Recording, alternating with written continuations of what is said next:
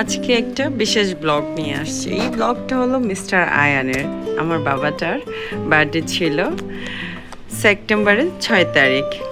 আলহামদুলিল্লাহ, হঠাৎ প্ল্যান, বান্ধবীর সাথে কথা বলছিলাম গ্রুপে, বলল চল সবাই মিলে একটা সন্ধ্যার দিকে আড্ডা দেই, ওর কেকও কাটা হোক। আর ও আসলে বুঝতে শেখার পর থেকে তেমন করে বার্থডে করা হয় না, জীবনে ফার্স্ট একবারই ওর জন্য অনেক বড় আয়োজন করে বার্থডে করেছিলাম, তারপর আর করা হয়নি।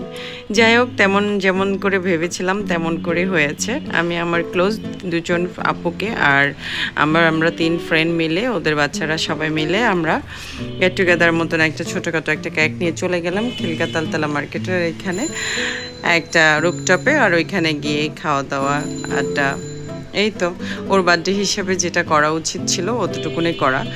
সবাই বাচ্চারা বসে আছে, দেন হলো কেক কাটা হলো, দেখতে পাইলেন। তারপর খাওয়া অর্ডার করেছিলাম, খাওয়াটাও বেশ ভালো ছিল। দেন এই তো আমরা 2-3 বান্ধবী মিলে বাচ্চাদেরকে খাওয়া সার্ভ করে দিলাম, দেন লাস্টে আমরা খেলাম।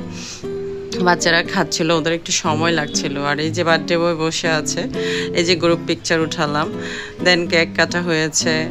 কেক কাটার পরে আগে পরে হলো এই তো ভিডিও করার সময় আসলে আয়ন কেক কাটতে ভয় পাচ্ছিল। যখনই ওর বার্থডে কেক কাটবে তখনই সে সাইডে চলে যাচ্ছিল বারবার। তো সবাই মিলে ওকে একটু শো করলাম, দেন ও তারপরে কেকটা কাটলো।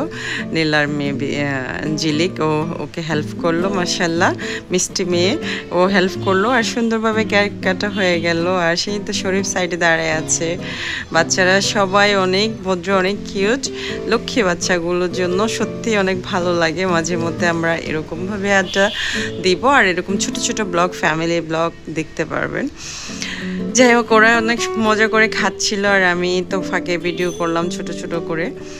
আর আমরা যখন খাবো তার আগে এই যে বান্ধবী খাপাচ্ছি, বান্ধবী এগুলো সব তুই খাবি, এগুলো তুই খাচ্ছিস, সেগুলো বলে বলে ওকে ভয়েস দিচ্ছিলাম।